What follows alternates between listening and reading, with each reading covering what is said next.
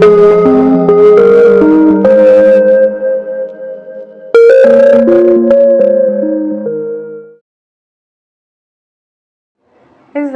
صباح الخير او مساء الخير على حسب الوقت اللي انتوا بتشوفوا فيه الفيديو. النهاردة هنعمل فيديو جديد، هنشوف الشخص اللي في بالك، هل بيغار عليك، هل بيخاف فقدانك، هل انت مميز بالنسبة ليه. فهنشوف كل التفاصيل دي النهاردة. كل اللي عليكم ان انتوا تختاروا جروب من الاتنين، عندنا الحجر الاحمر والحجر الاصفر. دلوقتي هنبدأ، ولو انتوا اول مرة بتشوفوا القناة ما تنسوش تشتركوا.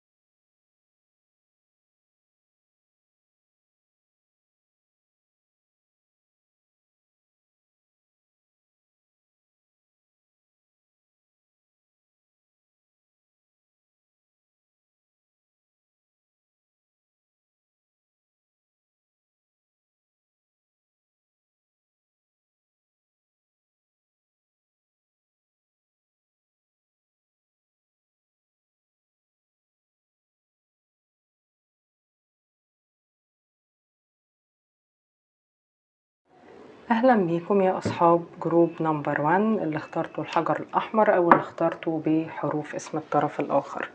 نشوف الطاقة بتاعتكم، طاقة الطرف الاخر، طاقة العلاقة، ونشوف ايه تطوراتها.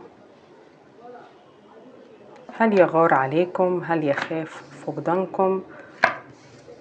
نعرف عن اهميتكم بالنسبة اليه، ونشوف كروت للعلاقة دي ورسالته ليكم. الأبراج أو الطاقات اللي ظاهرة معانا هنا، موجود معانا طاقة برج الأسد، الثور، الجوزاء، العذراء. موجود معانا هنا الأبراج الهوائية والمائية، يعني أكتر حاجة هنا الهوائية والمائية، وبعدهم النارية والترابية بنسبة بسيطة لكنها موجودة. نبدأ بالطاقة بتاعتكم. أنا شايفة هنا إن كتير منكم ممكن تكونوا من أبراج مائية، أو الطاقة المسيطرة عليكم هي طاقة الحب، المشاعر، العطاء، المسؤولية، الاهتمام. شايفة في الطاقة بتاعتكم إن انتوا ممكن تكونوا ناس اتجوزتوا زواج مبكر، ممكن تكونوا اتجوزتوا الشخص ده زواج مبكر أو انتوا عارفينه في سن مبكر جدا. شايفة كمان إن ممكن كتير منكم عندكم متاعب مادية. شايفة إن في ناس منكم ممكن تكونوا في الماضي يعني عملتوا حاجات طايشة، ممكن تكونوا مثلا دخلتوا علاقة كانت سيئة، ممكن كمان اتجوزتوا زواج كان سيء وخرجتوا من الزواج ده وده حد جديد. ممكن تكونوا هنا خسرتوا نفسكم دراسيا أو ماديا. مش عارفة ليه الطاقة بتاعتكم يا جروب نمبر 1 هي طاقة ندم وزعل على الماضي. ممكن تكون علاقتها بالشخص ده إن مثلا حسيتوا إن دي آخر فرصة ليكم. المهم ان انا شايفة ان الطاقة بتاعتك طاقة ندم وزعل على الماضي، لان انت حسيت ان انت وقعت نفسك بنفسك، او مثلا الشخص ده انت مختاره عشان هو اللي موجود مثلا. فاحساسي هنا بالطاقة بتاعتك بطاقة حد تايه، مشتت، ندمان، حاسس ان هو عمل قرارات سيئة الى حد ما، حاسس ان هو عنده متاعب كتير في حياته. وانا شايفة ان كتير منكم داخلين القراءة دي ومشغولين جدا بالجوانب المادية، لان انتوا عندكم متاعب مادية او متاعب في الشغل. لكن انا شايفة ان كتير منكم المتاعب المادية دي هتتحل في خلال ايام بسيطة، ودي بشرى لاصحاب الناس اللي بتتفرج على الفيديو النهاردة. اما طاقة الطرف الاخر بقى، انا شايفة ان الشخص ده هو شخصية حادة شوية، شخصية جامدة شوية، حد مش دايما المشاعر بتاعته مش بتبان، مش دايما بيقول اللي جواه. هو شخصية جامدة الى حد ما، وشايفة ان هو زعلان دلوقتي لان في ناس هنا نصبوا عليه، او ان هو تعرض لخداع في زواج مثلا، تعرض لخداع في ماديات، في شغل، فهو متضايق جدا. شايفة ان الشخص ده حد بيسيطر عليه الحكمة، التحديات في حياته، عنده صعوبات كتير. ممكن يكون حروف اسمه حرف الميم، حرف الصاد، حرف الزين، وانتم ممكن يكون من حروف اسمكم حرف الاس. الجيم، الغين، مش بالضرورة طبعا بس دي حروف طلعت لي. شايفة ان من سمات شخصيتكم انتوا يا جروب نمبر 1 ان انتوا اشخاص مبدعين اجتماعيين، بتعرفوا تعبروا عن نفسكم كويس، بتعرفوا تقولوا اللي جواكم، لكن انت حد حساس شوية وبتحب الاهتمام الجامد وان دايما الشخص يقولك. اما هو فهو طالع لي هنا ان هو حد قائد، ممكن يكون شغله جامد، عنده مسؤوليات، لكن هو شخص يعتمد عليه وشخص ذكي ومستقل، لكنه مش مرن قوي، يعني ناشف شوية، الشخص ده ناشف شوية. طيب بالنسبة بقى هنا لطاقة العلاقة، أنا شايفة هنا إن ممكن يكون الحب ده جديد، أو انتوا لسه راجعين جديد، أو انتوا لسه بادئين العلاقة جديد، أو العلاقة دي طول الوقت في تجدد. فأنا شايفة إن في حب قوي جدا ما بينكم الصراحة. بالنسبة هنا للتطورات بتاعة العلاقة، أنا شايفة إن في مشكلة هتنتهي ما بينكم، يعني لو كنتوا طول الوقت بتختلفوا على حاجة فالحاجة دي هتنتهي. شايفة هنا إن كأن حاجات بتحصل في العلاقة دي لصالحكم انتوا. يعني مثلا الشخص ده ممكن يكونوا في ناس خدعوه أو نصبوا عليه، والناس دول بيأثروا على العلاقة. مثلا إن ممكن يكونوا ناس من أهله بيتدخلوا في العلاقة دي وبيبوظوها، فهو دلوقتي اكتشف حقيقتهم. أو مثلا كان عنده طرف ثالث وده كان مؤثر على العلاقة، فهو دلوقتي اكتشف حقيقتهم. فأنا شايفة إن في هنا حاجة بتحصل عند الشخص ده سلبية، بس هي إيجابية عندك أنت وعند العلاقة دي. لكن بشكل عام أنا شايفة إن في مشكلة أو قضية بتنتهي في العلاقة دي لصالح العلاقة.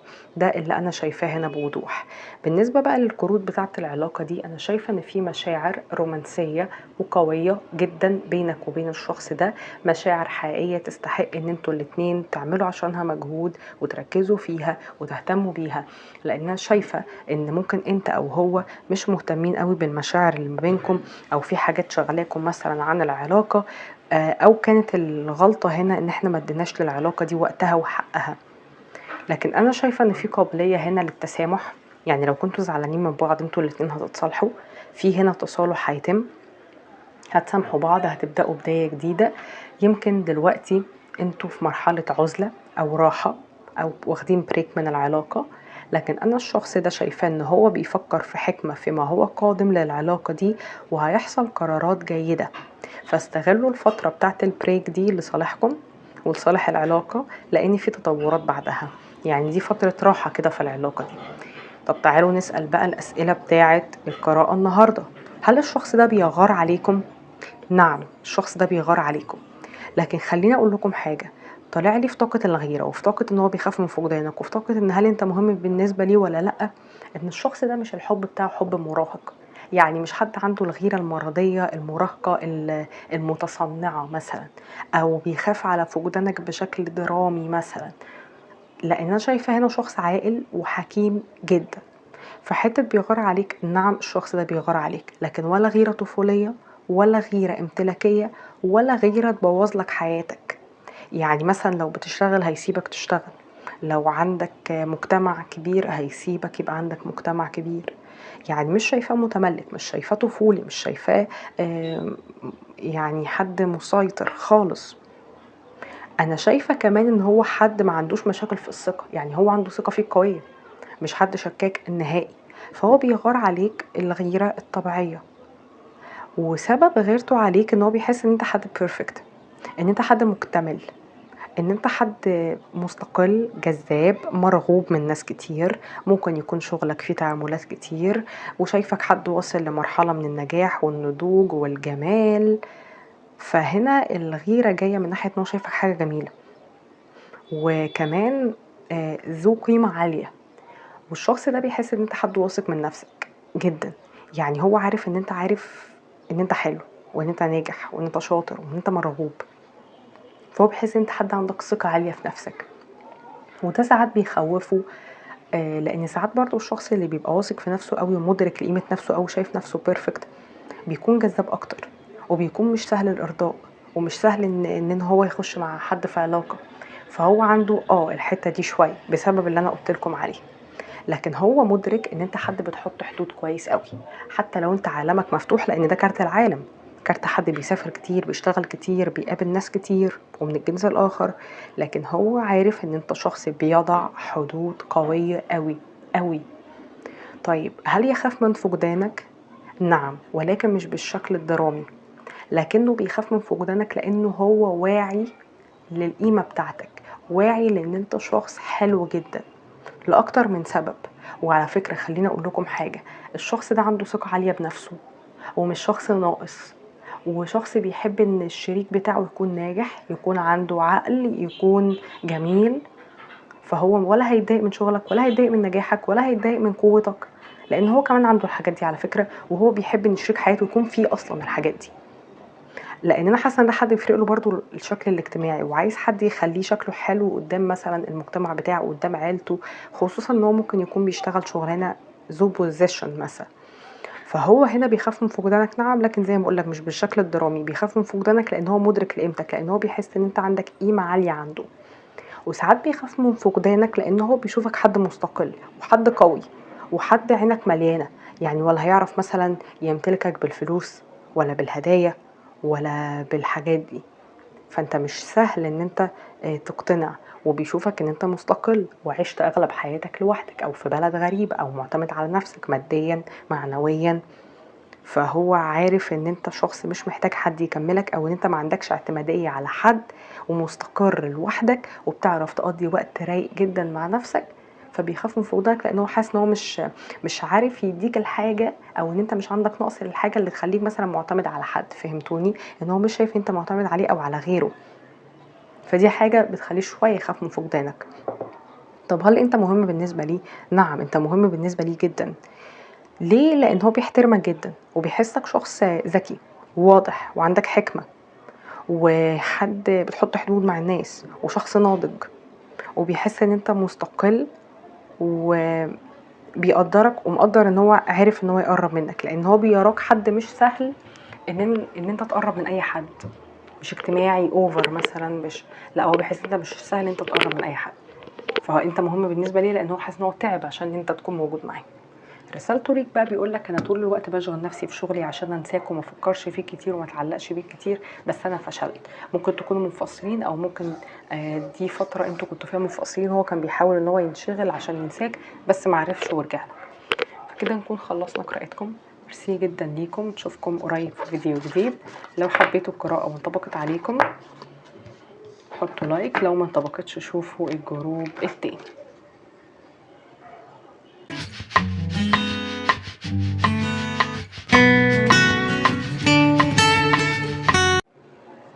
اهلا بيكم يا اصحاب الجروب التاني اللي اخترتوا الحجر الاصفر او اللي اخترتوا بالحروف، حروف اسم الطرف الاخر. يلا نشوف الطاقة بتاعتكم في العلاقة، طاقة الطرف الاخر، طاقة العلاقة، ونشوف عن تطورات العلاقة. هل يغار عليكم؟ هل يخاف فقدانكم؟ هل انتم مهمين بالنسبة اليه؟ نشوف كمان رسائل للعلاقة دي.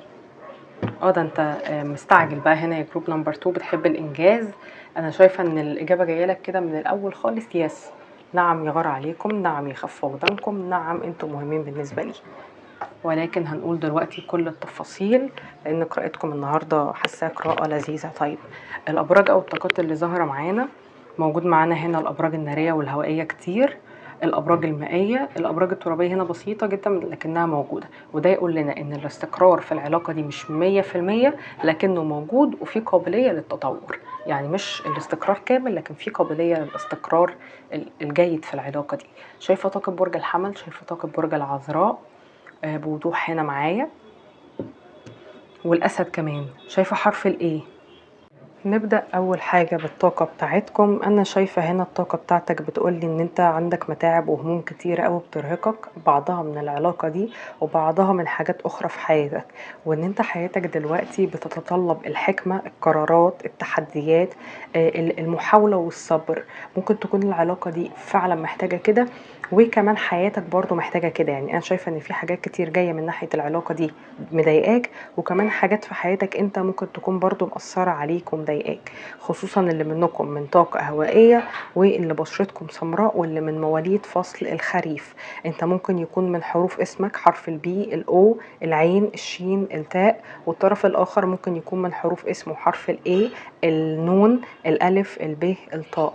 وشايفة ان هو ممكن يكون من برج مائي او بشرته مايلة للفتحة شوية.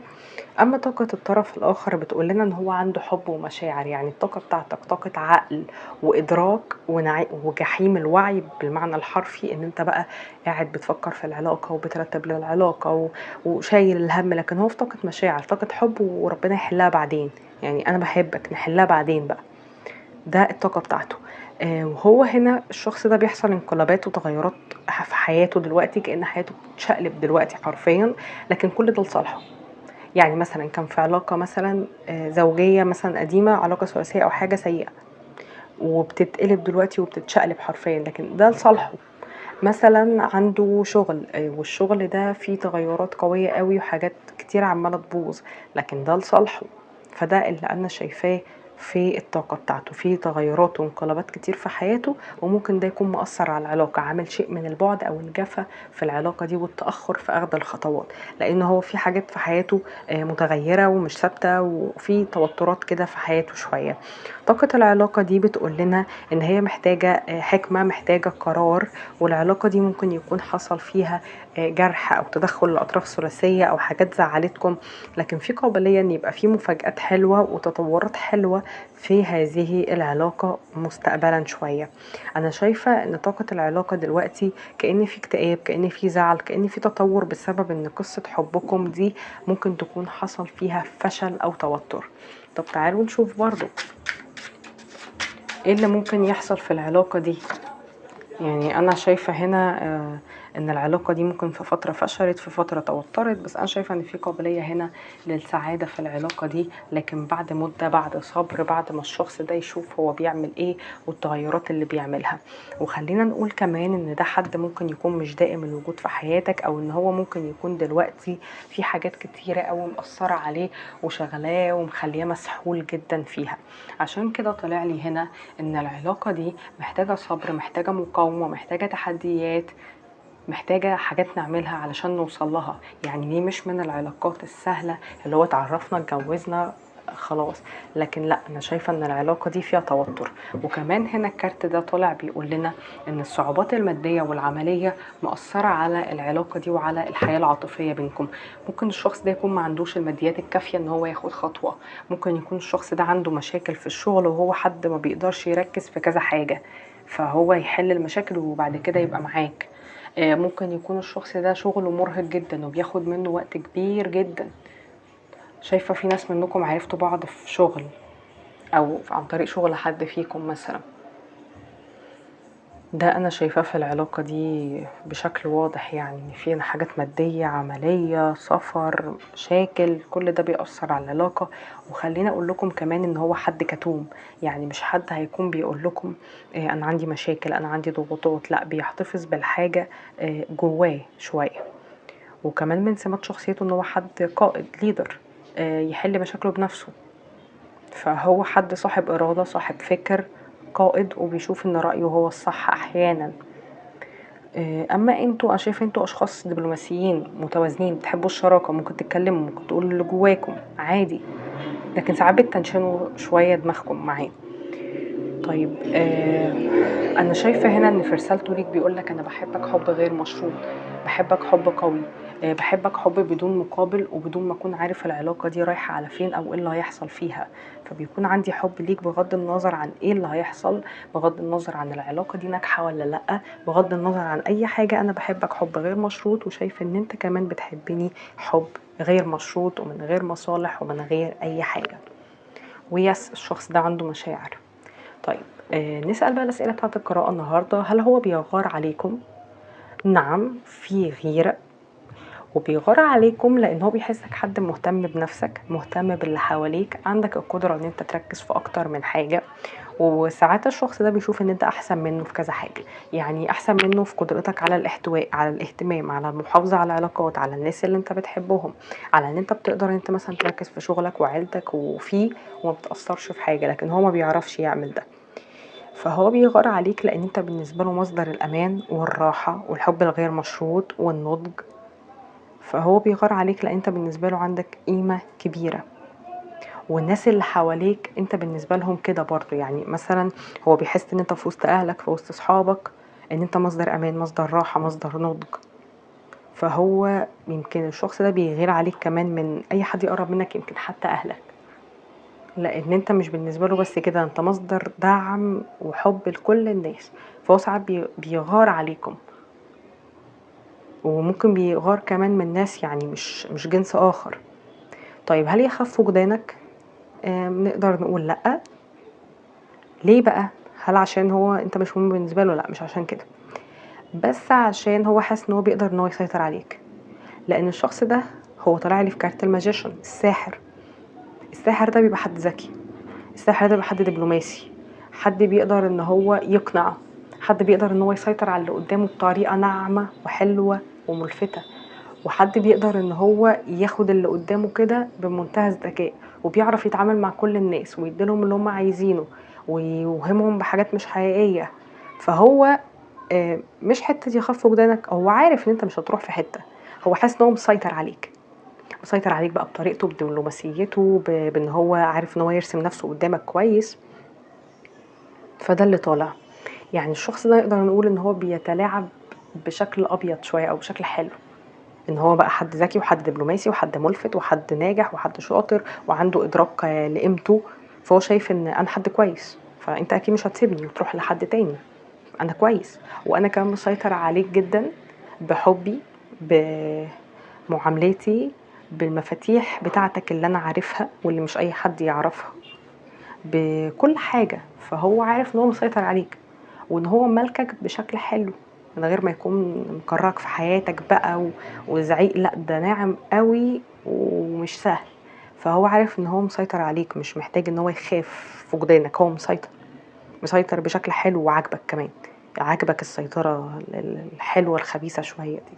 طيب هل انتم مهمين بالنسبة لي؟ نعم، ولكن الشخص ده حاليا بيمر بمرحلة انتقالية، وممكن بسبب المرحلة الانتقالية دي هو بعيد شوية عنك، بعيد عاطفيا شوية، او حتى لو انتم مش مبتعدين هو دماغه بعيدة شوية. فهو هنا واخد بريك، بيحسم حاجات، بيحاول ان هو يستقر، بيحاول ان هو يعمل حاجات في حياته ويطورها، لكن هو مش جاهز حاليا. يعني خلينا نقول ان انت مهم بالنسبة ليه، لكن هو مش جاهز حاليا. وقلت لكم الشخص ده في عنده ظروف، في عنده مشاكل، في عنده حاجات، فهو دلوقتي بعيد عاطفيا او بعيد حتى جسديا، بيحل الحاجات دي، محتاج مسافة مؤقتة مش بعد كامل. خلينا اقول لكم هنا ان الشخص ده عمره ما بعد عنك بعد كامل او كان ناوي ان هو يبعد للابد. الشخص ده دايما بيمشي وهو ناوي الرجوع، وهو سايب العلاقة دي، وهو عارف ان انت بتاعه، وهو ناوي ان هو يرجع. عشان كده ممكن مثلا هتلاقيه بيختفي شوية ويرجع، بيبعد شوية ذهنيا وبيرجع. انت بالنسبة له حاجة اساسية. وساعات الشخص ده بيبقى ضامن وجودك شوية على فكرة يا جروب نمبر 2، بيبقى عارف ان هو ليه مكانته عندك وليه حبه في قلبك. الشخص ده فاهمك وساعات بيستغل ده شوية لمصلحته. فهو حد ما بيقدرش ان هو يركز في اكتر من حاجة، او يبقى عنده مشكلة وتلاقيه سهران معاك عادي، لا، هو دلوقتي بعيد عاطفيا لانه مش مستقر دلوقتي ومش جاهز لمستوى اعلى من العلاقة. يعني انت عايز مثلا ليفل اعلى، هو مش جاهز دلوقتي. فهي دي الفكرة. بس تعالوا نشوف رسالة تانية منه، لان في كتير منكم بتقولوا انا مش مهم بالنسبة لي، هو بعيد عني فانا مهم ازاي؟ بيقولك انا عارف ان انا كنت بلهيك عن ألمك وانت بتلهيني عن ألمي، واحنا بنقضي وقت حلو مع بعض، بس انا عارف ان انا تعديت حدودي معاك وعملت حاجات وحشة، فانا بتمنى ان انت تسامح يعني. فكده نكون خلصنا قراءتكم. ميرسي جدا ليكم، ونشوفكم قريب في فيديو جديد. لو حبيتوا القراءة ما تنسوش تحطوا لايك، لو ما طبقتش شوفوا الجروب الأول.